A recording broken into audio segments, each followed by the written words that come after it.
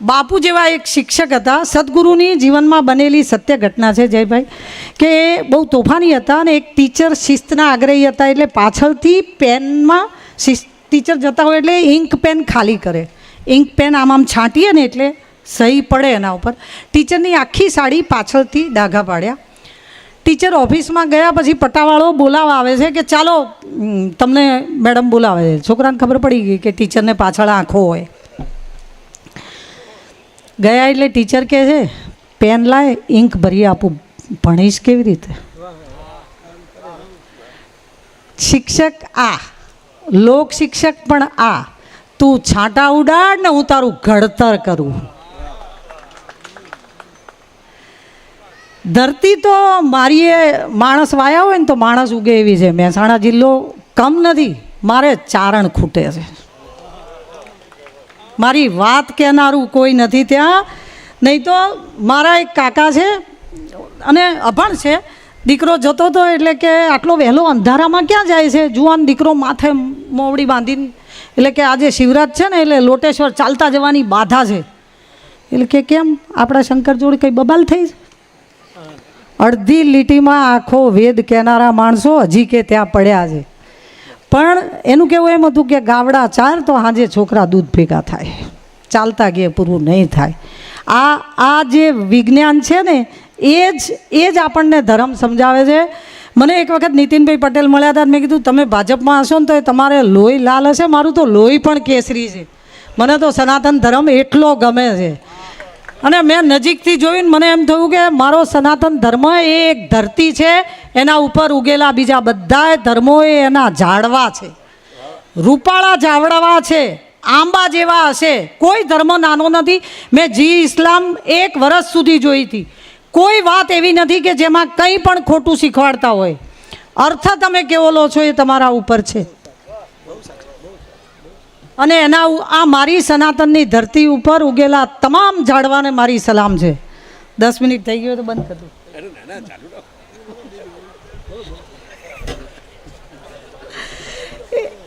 એક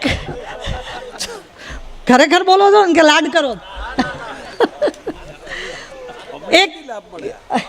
એક ગરીબ વિદ્યાર્થીઓને ભણાવતા પછા કાકા રિટાયર થાય, માસ્તર હોય. એટલે એમને એમ થાય કે મારું શરીર સરસ છે તો હું હજીક બી ભણાવું. ઝાડ નીચે બેસીને દીકરાઓ ભણાવવા માંડ્યા તો એવું અદ્ભુત ભણાવે કે દીકરાઓ વધતા જ ગયા. પછી કોઈક દાનેશ્વરી શેઠિયાઓને દયા આવીને પૈસા આપ્યા કે કાકા 2 ઓરડા બનાવી દો. 4 ઓરડાના પૈસા ભેગા થયા. એટલે કાકાએ દિવાલો ચણવાની ચાલુ કરી. એટલે કોઈક વળી ભણેલો આવીને કહે છે આ તો પ્લાન પાસ કરાવવા પડે, પંચાયતની ઓફિસે જાઓ અને ત્યાં જઈને સિક્કો મરાઈ આવો.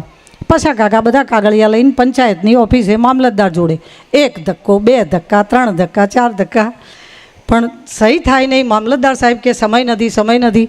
પેલા પટાવાળાને પૂછ્યું કે સાહેબ સહી નહીં કરતા? એ કે કંઈક સમજો. હવે આ સમજો શબ્દ તો સરકારમાં એટલો બધો ઉતરી ગયો છે ને કે સમજો એટલે સમજી જવાનું બધું. પછા કાકા માથે હાથ લઈને બેઠા કે સાલું હવે એક તો રૂપિયા માંગીને તો દિવાલ કરું છું, સમજું હું? વ્યવહાર ક્યાંથી લાવો? કરપ્શનના પૈસા ક્યાંથી મળે? પછા કાકા નિરાશ બેઠા હોય છે ને એક માણસ દૂરથી આવે છે. ઓહો કાકા તમે અહીંયા શું કરો છો? એટલે કે ભાઈ આ કાગળિયામાં સહી કરાવવા આવ્યો હતો. એટલે કે થઈ ગઈ? ના કે બાકી. અરે કે આ મામલતદાર આપણી નિશાળનો વિદ્યાર્થી છે, લાવો બધા કાગળિયા લાવો, આપ ઘડી સહી કરાવી દઉં. લાવો કે બી હાલ થઈ જશે. પછી કાકા કે હે કે હા? તો કે કાગળિયા પાછા લાય, મારી નિશાળની ઉપજ આવી હોય તો હું બંધ કરું.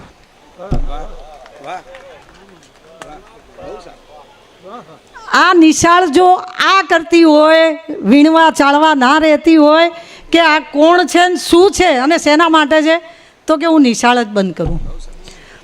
મારે 4 સંતાનો છે, 4 અદ્ભુત રીતે સુખી છે. મારે એની જાહેરાત નથી કરવી, પણ બધાએ મોટા ભાગના શેઠિયા સુખી થાય એટલે દાન પુણ્ય કરે.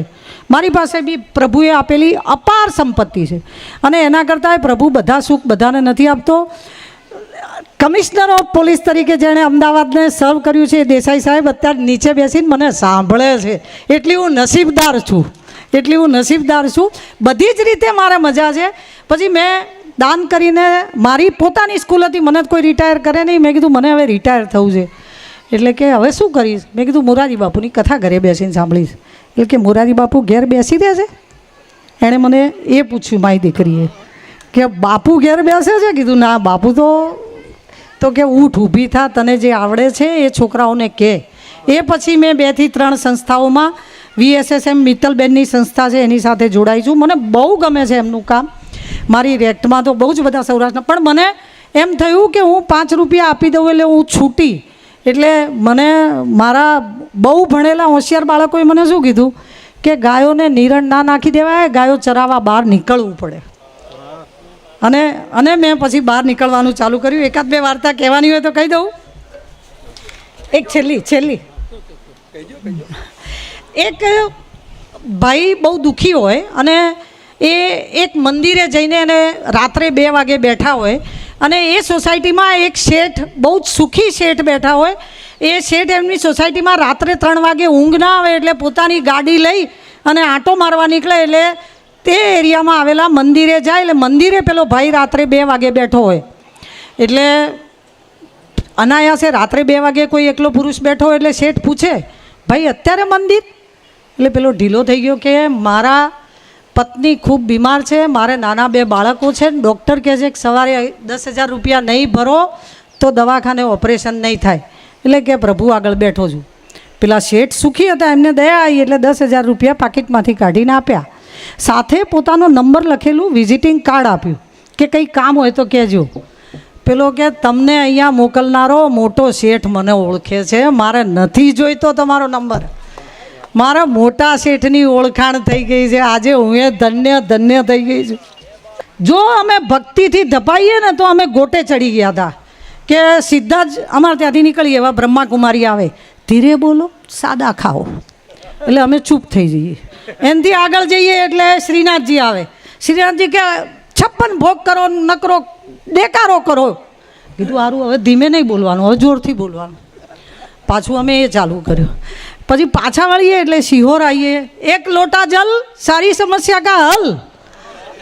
નથી થતા શિહોરવાળા બાપુ, નથી થતા હલ. કરવા છે, ઘણાય કરવા છે. જૈન કે માસક ક્ષમણ કરો, અલ્લાહ કે આખો દિવસ ભૂખ્યા રહો, આખી રાત ખાઓ. ભક્તિ અમને ના આવડી અથવા તો ના ફાઈ.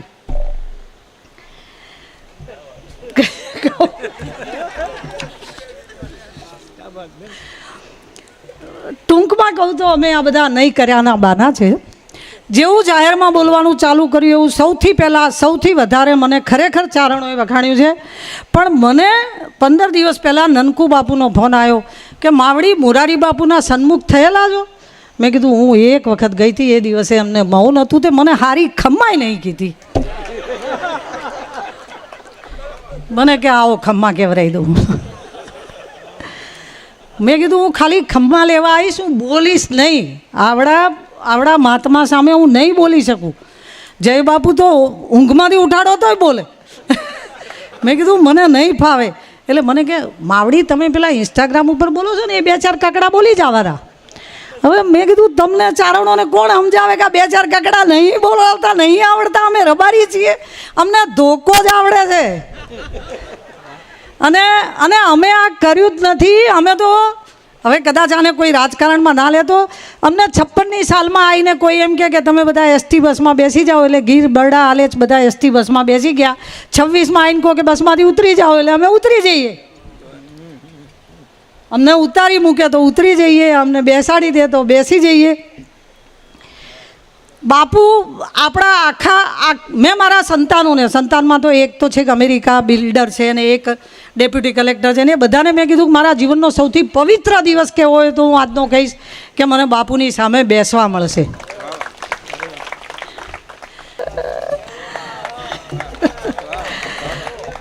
પ્રભુ મુદ્રિકા મેલી મુખમાં. આજે હનુમાન જયંતિ છે, અચરજ નાઈ.